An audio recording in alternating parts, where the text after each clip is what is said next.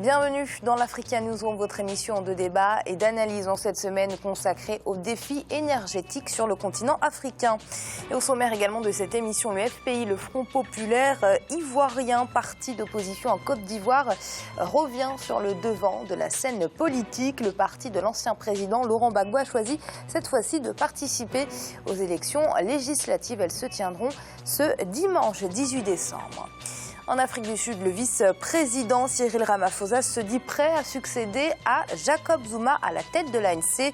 S'il obtient les soutiens nécessaires, c'est lui qui représentera le parti historique lors de la prochaine élection présidentielle. Ils sont avec nous autour de ce plateau pour débattre de ces sujets qui font l'actualité africaine. Notre premier invité, Jean-Marie Talley, délégué du JICAM en France et directeur du cabinet fiduciaire Fiscofin. Monsieur Talley, bienvenue.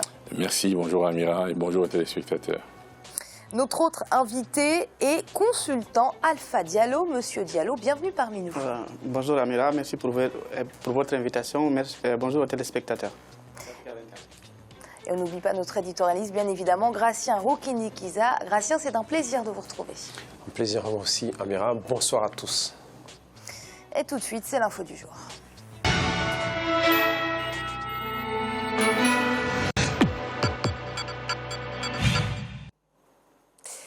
Le FPI, le Front populaire ivoirien, veut signer son grand retour au sein du Parlement grâce aux élections législatives qui se tiendront ce dimanche 18 décembre. À l'exception du nord du pays, le parti fondé par l'ancien chef d'État Laurent Gbagbo présente 186 candidats sur l'ensemble du territoire.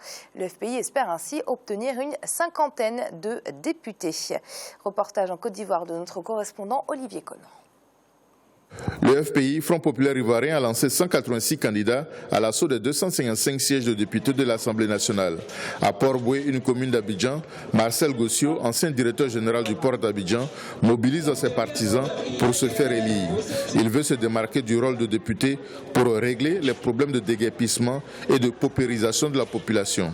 Je ne veux pas être le député classique qui a pour rôle confiné d'être celui qui va à l'Assemblée nationale, à l'hémicycle pour voter les lois, pour faire des amendements. Moi, je veux être député du développement, c'est-à-dire apporter le bien-être au niveau des familles ici à Port-Boué. À Bongouanou, une commune du centre-est du pays, les espoirs de victoire du FPI reposent sur le colonel Gilbert Amalaman. Son slogan de campagne est le bâtisseur, en référence à ses réalisations immobilières dont il entend faire bénéficier toute la commune. Et la population a bien voulu me désigner comme candidat pour apporter un plus à l'amélioration des conditions de vie de nos parents. J'ai compris en tant que croyant que le peu que j'ai, je dois partager. Partager avec la population, avec mes parents, avec mes frères. Donc j'ai construit beaucoup pour aider les parents, pour aider les fonctionnaires et pour améliorer et j'allais dire développer du moins la ville de Bongouanou. Le Front populaire ivoirien espère obtenir au terme du vote, le 18 décembre, une cinquantaine de députés pour signer un retour en force au sein de l'Assemblée nationale après 5 ans d'absence. Bon, un pas de géant pour le FPI par rapport à 2011, Gratien, où le boycott avait été privilégié, mais justement des années d'absence dans les instances de prise de décision par le FPI. Est-ce que ça ne va pas un peu porter préjudice aux partis politiques ? C'est une bonne chose que le FPI participe à ces élections, malgré qu'il n'y a pas tout le monde, parce qu'il y a d'autres ténors du parti comme M. Sangaré qui ne veut pas participer, un proche de Laurent Gbagbo. Mais en même temps, il faut savoir que si on ne participe pas à l'Assemblée, on n'est pas à l'Assemblée, au Parlement, on n'a pas le groupe parlementaire. Déjà là, ils ont la chance parce que ça fait 8 personnes, on peut former un groupe parlementaire. Il est difficile de s'exprimer. Même s'ils veulent parler pour Laurent Gbagbo, il faut avoir une tribune. La tribune officielle qui peut permettre d'avancer, c'est le Parlement. C'est avec le Parlement aussi où on peut se faire remarquer éventuellement. On peut partir du Parlement pour être président. Mais si on s'exclut du Parlement, on s'exclut finalement de tout et aussi à l'avenir. Alors le FPI va participer aux élections législatives, mais comme vous l'avez rappelé, Gratien, un FPI qui ne part pas au scrutin les rangs serrés, puisqu'on a toujours l'aile la plus dure qui refuse d'aller aux élections. Monsieur Talley, à quel point ces tensions au sein même du FPI peuvent-elles être préjudiciables ? Déjà, à la base, c'est préjudiciable. Quand on ne s'entend pas dans un parti, ça veut dire déjà que le parti n'est pas solide. Donc, il n'est pas solide et en même temps, il ne vaut, on va dire très concrètement, il ne vaut pas grand-chose par rapport aux adversaires qui sont en face.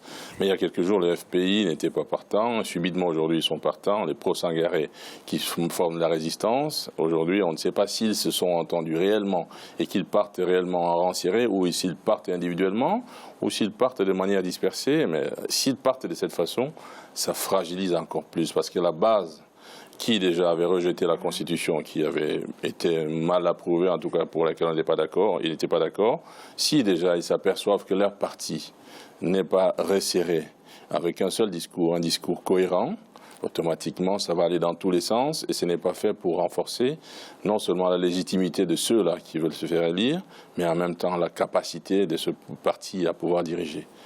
Alors, les opposants d'Afin Guessant, les opposants au sein même du FPI, Monsieur Dallo, qu'attendent-ils concrètement? Le retour de Laurent Gbagbo dans la vie politique, c'est quand même un peu rêveur. C'est l'aile dure du FPI qui se dit que tant que Gbagbo n'est pas là, c'est comme si la vie politique ne va rien s'arrêter d'un seul coup et qui pense qu'il faut que Gbagbo revienne. Et je ne vois pas comment Laurent Gbagbo peut revenir tant que son procès n'est pas fini au sein de la CPI. Surtout qu'on a l'impression qu'ils mettent la pression au président Ouattara, mais on sait très bien que ce n'est pas lui qui décide. Ce n'est pas lui qui décide. Et en plus, ceux qui ne comprennent pas que la phase de Ouattara, elle est déjà tournée. Ouattara essaye de trouver une porte de sortie. Donc maintenant, il faut s'ils sont intelligents, si M. Sangaré ou tous ceux qui sont derrière lui étaient intelligents, ils allaient se regrouper derrière M. Afin Guessant, ou en tout cas essayer de s'organiser au sein du FPI pour parler d'une seule voix, pour préparer l'alternance. Parce qu'en 2020, ou avant 2020, M. Ouattara ne sera plus candidat. Donc c'était pour moi la bonne façon, la bonne manière de pouvoir se lancer dans le grand bain pour pouvoir reconquérir le pouvoir après M. Ouattara. En fait, il y a deux écoles au sein du FPI. Celle pour qui la libération de Laurent Gbagbo manifestement est une nécessité, et puis les autres qui en quelque sorte préfèrent aller de l'avant. Est-ce que vous comprenez ces deux écoles, Monsieur Talley? Comprendre ces deux écoles, on peut dire oui, comme ça, de manière formelle. Mais dans le fond, réellement, non, on ne comprend pas ces deux écoles. Parce que pour sauver les intérêts de celui qu'ils défendent, qui est Gbagbo, ils auraient eu intérêt à se réunir, à être solides pour parler d'une même voix et pour que ça résonne et que ce soit retentissant. Mais ce n'est pas le cas. Malheureusement, ça fragilise encore plus l'homme qui se trouve en prison aujourd'hui pour de bonnes ou de mauvaises raisons. Et donc, c'est un parti comme ces partis, ils ne rendent pas service d'abord au peuple ivoirien qui croit en eux, au FPI, qui croit aux capacités qu'avait Laurent Gbagbo, même s'il ne peut pas concourir en ce moment vu sa situation, mais il fragilise également la base politique qui croit à un autre devenir pour la Côte d'Ivoire. Donc malheureusement, il devrait faire attention. Et je ne sais pas s'il est encore temps, mais je dirais encore qu'il y a peut-être encore quelques jours, il est encore peut-être temps qu'il se resserre et qu'il trouve un point d'achoppement, un point d'accord, et avec des compromis. Et en Afrique du Sud, le vice-président Cyril Ramaphosa a de nouveau annoncé qu'il était disposé et fin prêt à succéder au président Jacob Zuma à la tête de l'ANC. Rappelons que dans un an, le parti majoritaire devra élire son président qui le représentera à la prochaine élection présidentielle. Corinne Kamdem. Le vice-président sud-africain Cyril Ramaphosa a de nouveau affirmé qu'il était prêt à prendre la tête de l'ANC. Le parti majoritaire devra élire son nouveau président en 2017. Celui qui succédera à l'actuel président Jacob Zuma représentera l'ANC aux élections présidentielles de 2019. S'il obtient assez de soutien au sein de son parti, Cyril Ramaphosa se dit disponible à assumer cette fonction. Notons qu'en novembre, le COSATU, la puissante confédération syndicale sud-africaine, a ouvertement apporté son soutien au vice-président, stipulant qu'il était le candidat idéal pour mener l'ANC au terme du mandat du président Jacob Zuma en décembre 2017. Personne à l'ANC ne se lève et dit « je veux être le président ». Des gens viennent vers vous et vous font savoir qu'ils souhaitent vous voir diriger le parti. Comme quand on m'a demandé de devenir le vice-président. Je vais écouter les voix des personnes de toutes les branches de l'ANC dans le pays, celles qui souhaitent ou non me voir occuper ce poste. Quand elles seront prononcées, alors je dirai que je suis disponible. Ça serait un honneur d'être sollicité pour occuper ce poste clé. Je suis disponible pour servir l'ANC. Celui qui seconde le président Jacob Zuma à la tête de l'ANC depuis 2012 devra faire face à une candidate de poids en la personne de Nkosazana Dlamini Zuma, la présidente de la Commission de l'Union africaine. Si elle ne s'est pas encore déclarée officiellement dans la course à la tête du parti au pouvoir, elle peut néanmoins déjà compter sur le soutien de la Ligue des jeunes du parti, de la Ligue des femmes et éventuellement de son ex-mari Jacob Zuma. Ce que les militants de l'ANC souhaitent aujourd'hui, c'est véritablement un candidat qui se démarque totalement de Zuma, donc qui, dans cette prise de position, affirme clairement ne pas partager ce qu'a été la gestion publique sous Jacob Zuma. Ce qu'il faut comprendre clairement, c'est que Nkosazana Dlamini Zuma fait la continuité de la politique de son mari. Et aujourd'hui, c'est cette politique que les gens n'en veulent pas. Et donc, on ne peut pas aujourd'hui vouloir le changement et se dire finalement que c'est Nkosazana Dlamini Zuma qui serait ce changement-là. Donc, il a toutes ses chances parce que le changement est apporté. Il a toutes ses chances parce que Dlamini Zuma n'incarne pas le changement que les Sud-Africains souhaitent de façon générale. Pour l'heure, le vice-président Cyril Ramaphosa avance de manière prudente. Récemment, il a été critiqué pour son silence concernant les récents scandales qui entourent l'actuel chef d'État. Alors pour l'instant, seule la Confédération des syndicats, la COSATU, la puissante COSATU, et la Ligue des jeunes du Parti communiste ont ouvertement porté leur soutien gracieux à M. Ramaphosa. Est-ce que c'est suffisant ? Ce n'est pas suffisant et surtout je dirais qu'il y a une certaine confusion de rôle. On a le premier syndicat des travailleurs sud-africains qui soutient Cyril Ramaphosa pour diriger l'ANC. Donc on s'imagine, l'ANC c'est le parti au pouvoir, le syndicat défend les travailleurs. Cela voudrait dire que les travailleurs ont les mêmes intérêts que l'État, ce qu'on n'a pas vu dans aucun pays au monde. Et il y a la confusion déjà en Afrique du Sud. Et ce soutien, en fait, finalement, ça cache quelque chose. On a l'impression qu'il n'est pas soutenu par les militants. Il faut aussi voir que Cyril Ramaphosa fait partie de la classe des Noirs qui ont accaparé la richesse, une grande partie de la richesse, qui ont exclu les autres. C'est bien son rôle, le rôle qu'il a joué pour les mineurs de Marikana. Ce qu'il a fait, Marikana, il y a eu 30 morts. Il avait appelé la police pratiquement à tirer sur les manifestants. Et aujourd'hui, il prétend arriver au pouvoir. Malheureusement, c'est que l'Afrique du Sud, quand on regarde ces candidats, que ce soit Zuma ou Ramaphosa, on a l'impression qu'il n'y a pas de changement, il n'y a pas de sang nouveau qui émerge en Afrique du Sud.